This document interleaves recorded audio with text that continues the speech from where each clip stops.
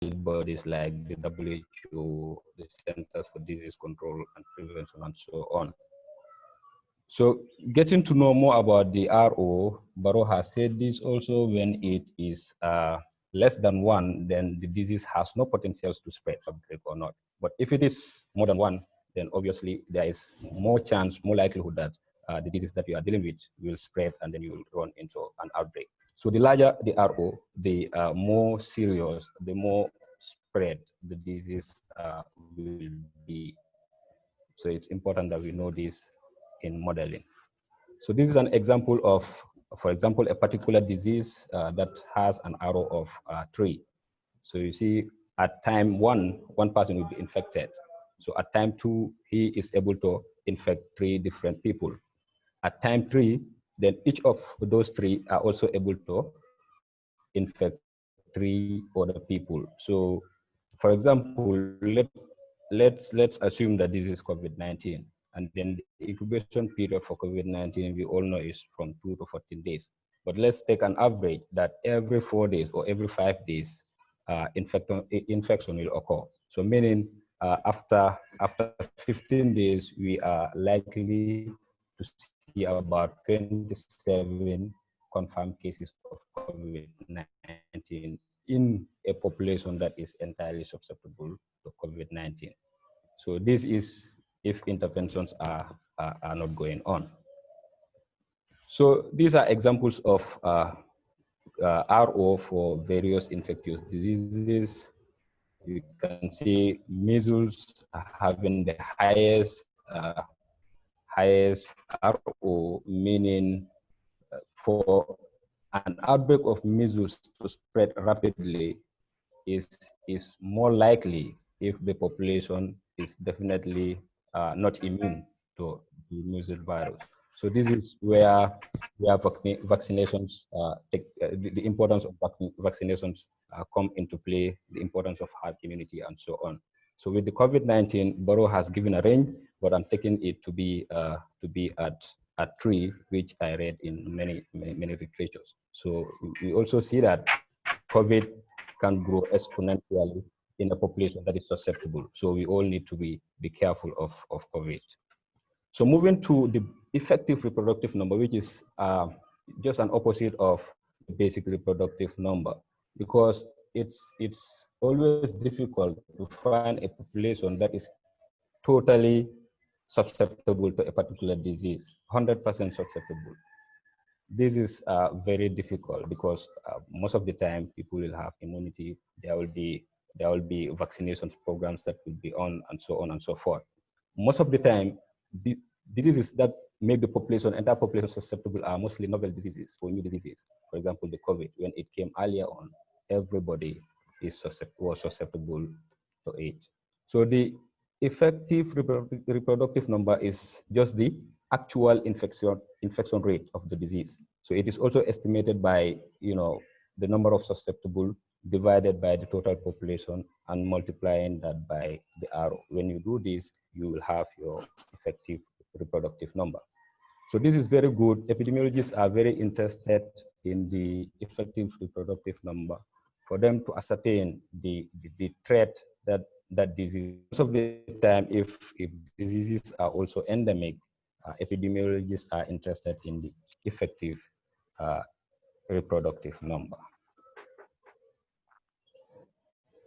So we've been talking about models, and so on. Why do we need models? Models are very important because we will use them to predict what will happen in the future. So if we have that, it will help us in our contingency planning. For example, planning for resources, planning for medical equipment, and so on. So if, for example, you have an idea that in 3 months' time, I'll be able to see 100 cases of COVID-19, then you can plan ahead and say, yes, I need to have 100 ventilators, I need to have 100 hospital beds, I need to have, depending on the medical officer to patient ratio, the number of medical officers that you need to have. So you can use it to do a lot of planning. It's also very important to when you are allocated resources during the response phase of an outbreak. And also you can use it to assess some of the public health interventions that you put in place. We will see this very soon, how it works.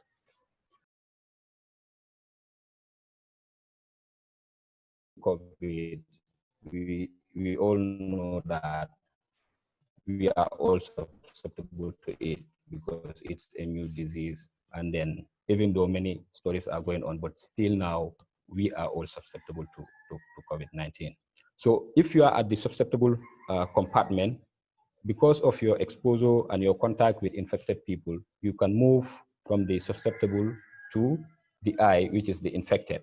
So, but once you move from the susceptible to the infected, you cannot go back again to the susceptible. You understand? It's a linear process that you need to follow. So the I means the number of people who are currently infected, otherwise known as the active cases, people who are active at a particular point in time. So, you know, if you are infected with a disease, you must have an outcome, and then you will be removed from the infected to the removed compartment, otherwise known as department. You have to either recover from the disease or you die from the disease. So these two things are the possibility for you to move from infected to remove. So as I said, it's a linear process.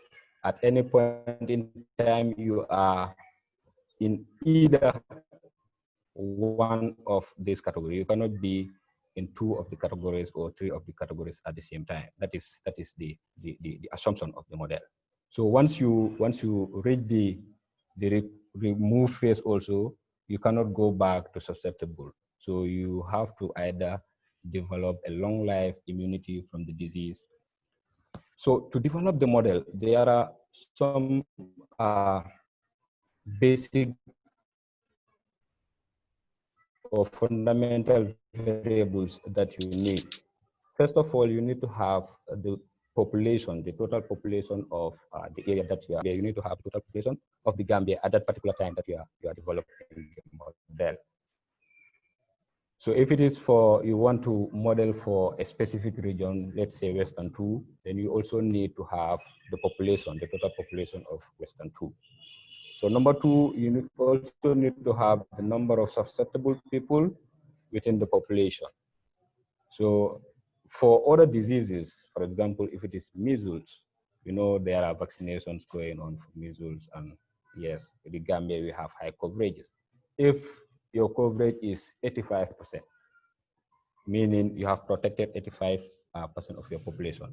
So the other 15% will now be the susceptible population, because those people are not protected from the disease. But as we see it, we are in the era of COVID, and then with COVID, everybody is susceptible to it. Yes. So number 3, you need to also have the number of infected persons at that particular time. And also you need to have the number that is removed, either recovered or died at that particular time. And also you need to know the basic reproductive number. So these are the fundamental variables that you need. So depending on how you want your model to be, and if you want to have additional possible, but minimum these 5 variables should be available. So like many other mathematical, many other analysis, there are assumptions for the SIR model also. Number 1 is there should be no influx in the population, meaning once you start with a population, nobody should be added to that population, and then nobody should move away from that population. That is the assumption. The only movement is when you move from one compartment to the other compartment, but you cannot entirely move away from the population.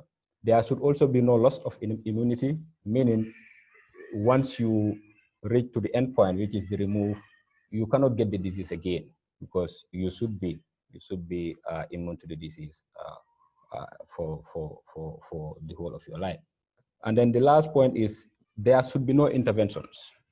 The assumption for the SIR model is when there are no interventions taking place. There are no vaccinations, there are no medications, there are no quarantine, no contact tracing, no isolation, and so on. You just leave the population like that. So that's what the model will assume. So now, having to know all that thing, knowing about the model, the importance, and also the variables that you need, I will just take you briefly to a simulation exercise that we did at our office level with my colleagues, with my co-workers. So on the 17th of March is when the Gambia registered its first confirmed case of COVID-19. So 2 weeks later, we sat down and then discussed doing something on it. So during that period, the Gambia had a total of 4 confirmed cases, and then 3 were active at the time, and then 1 died. So the population that we used was 2.3 million people. That's the population that was taken from the Gambia situational report. And I know they also take it from credible sources. So this is the information that we have at that point, and then it's the information that we use to develop the SIR model. We will see how it evolved. So how did we do that? We have 3 different compartments, and each of these compartments have an equation that you use to calculate what should be in that compartment at a particular time. So for the susceptible, this is what the equation is. We also need to know that once you are susceptible, you move to infection. So always there should be a subtraction at any particular time within the susceptible population. You understand me? So that's why, the equation is giving you that this is the susceptible at initial. For example, when we were starting on the 29th, this was the susceptible. But then people will be infected, and then you need to remove those people from the susceptible. And this is where the equation will take care of those who are infected and they need to be removed. So if you use this and substitute the figures with what we have, the definitions and the value, you'll have your number for susceptible at that particular time. Then for the infected, yes, at any particular time, there should be a number that is also infected. When we started, those that are currently infected was 3. So you need to factor that. And then with the infected people, people are moving from the susceptible to the infected, meaning there is addition. But there are other people that are also moving from the susceptible to the remove. So that is subtraction. So you see how the model factor that the equation. So this is the first one is the initial that is susceptible, and the second one is the new people that join the susceptible people, the new people that are infected that join the susceptible people. And at the end of the equation is where those that are recovered or those that have recovered are captured. So now this is subtracted from the whole lot, and then you are left with only those people who are actively with the disease. So with the recovery, it's only addition. People are just moving from the infected to the remove. So it's just addition. So that's why you have the remove at a particular time, and then you have the new people that will be added to the remove. So this is how the equations are for each of the compartments. And then if you look at on the table, we have the definition for some of the symbols and the letters, where SN is the susceptible initial, the IN is the infected initial, the RN is the recovered, the beta sign is the fraction of susceptible that is infected. So we use the RO, the basic reproductive number, to be represented by the beta sign. So the gamma sign is the number of people that recovered from the disease. And the time interval can be in days. For us, because we use a period of 2 weeks to develop our model from the 17th to the 29th. So our period was, for the N is the entire population. And if you add, at any point in time, if you add the S, the I, and the R, you should be able to have your total population. So this is how we do the simulation. So this is what we found out at first. The first row is on the 29th is where we started. So this was the data that was available. We predicted in 2 weeks time that will be 12th April. So we had 9 people that should be actively infected with COVID, and 4 will move away from the infection. So going further, most of our discussion will be based on the 10th, because that will be the period, or that is the period we are in. So during this period, our prediction gave us that we should have 81 active cases of COVID-19, and then we should also have 40 people who moved from the infected to the removed, either they recovered from the disease or they died from the disease. So when you add that, the total infection that we should have now is 121. So because it's from the 10th to the 24th, and we are not yet to 24th, and with COVID, every single day can make a difference. So we decided to stop here to do our discussions, to base our discussions on the 4 weeks that were predicted. So we went ahead to predict up to the 9th of July, where we are expecting about 19,560 cases. So you see, but this is, as I said before, if there are no interventions taking place.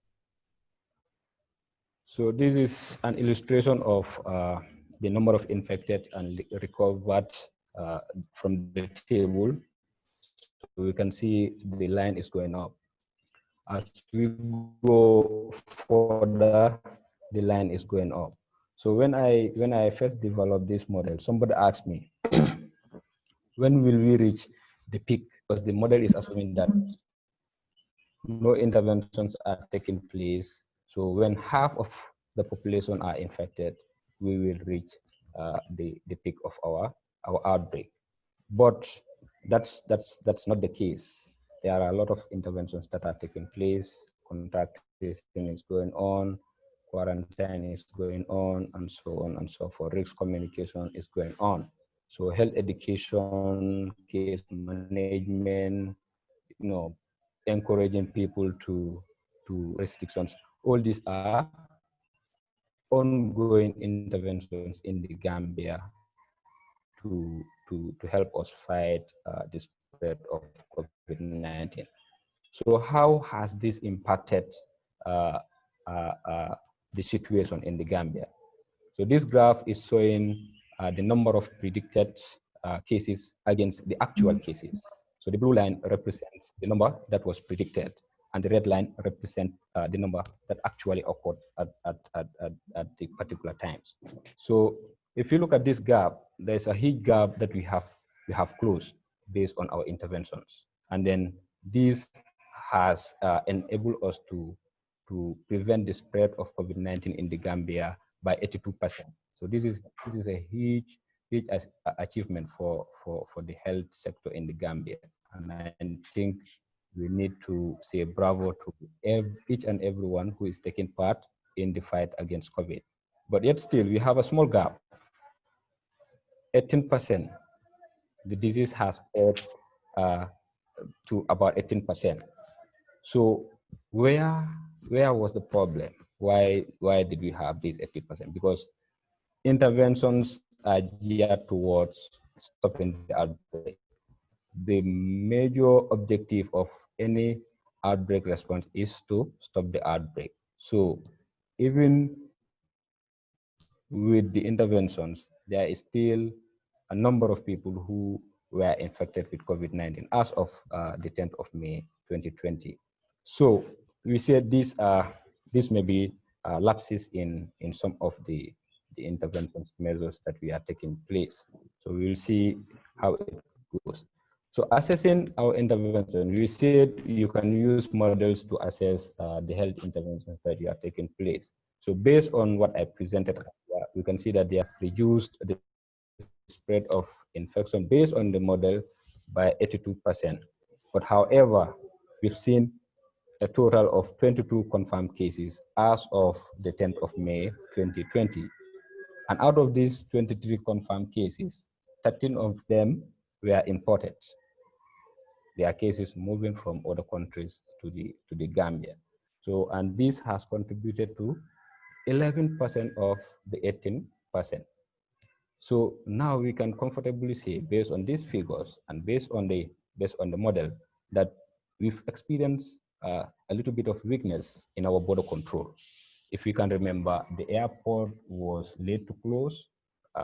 Before we closed our airport, we had about 3 or 4 confirmed cases coming from European countries that were affected. So even after closing the borders, also we have seen cases moving from Senegal to the Gambia, and even Gambians moving from Gambia to Senegal, get the disease and then come back to the Gambia. So there is a little bit of lapses in the border control based on what we have. So otherwise, all the other interventions are working on very fine. The quarantine is working very fine. The contact tracing is working very fine, because out of these 13, majority of them were confirmed when they were at the quarantine center, meaning they were suspected before, either because they were a contact of a confirmed case or they traveled from an affected country. So they were being monitored and then after all tested and found out that they have the disease. So that also was good for the Gambia, because it reduced the number of contacts they would have made in the population. So after saying all that, what is the recommendation for the MOH? The main one is, because it's causing most of the problem, is the border control. So the Minister of Health, in collaboration with partners, especially the security fraternity, should ensure that the border controls are strengthened very well, that people, because the borders are closed, people should not move in or move out from the country. So they should also pull out resources, because if you look at the detection of suspected cases, very few are coming from our facility level, meaning the surveillance is not very much active at facility level. So we need to train health officers that are working at facility level to be able to quickly identify cases, trace, isolate, and test all contacts of those cases, so that we will be able to contact the disease rapidly. So further, the ministry should be able to train more rapid response teams and contact tracing teams, because their job or their impact in this whole response is huge. Definitely, the contact tracing teams and the rapid response teams are doing very well in this response. And finally, all other interventions should be maintained and even improved. The health communication, understanding the social distancing and so on. All these things should be improved, and together the fight against the invincible enemy. So I would want to thank you so much for your attention, and that's the presentation I have with you. So I will now stop this. Killa or Baro. Thank you so much.